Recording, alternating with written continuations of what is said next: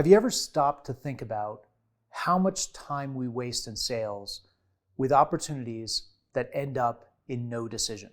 Well, we didn't just think about it, we studied it. We used 2.5 million sales conversations to do so. And what we found was startling.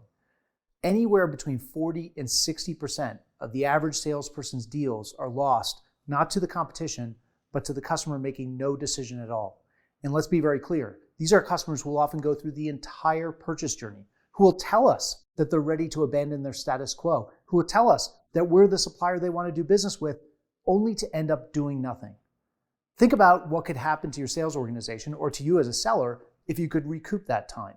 Think about what could be gained for you as a salesperson or as a sales leader if you were able to not only avoid those deals that are bound for no decision, but if you could do something about them before they end up in that wasteland. What Ted McKenna and I discovered when we did the research that went into the JOLT Effect was absolutely startling. First, we found that customers end up making no decision for reasons that we don't completely understand as salespeople. And second, we found that the techniques that most salespeople use actually make things worse, not better. Unintentionally, we're making it more likely for our customers to end up not making any decision whatsoever. But there's good news. We also found that high performers had figured out how to avoid this happening to them.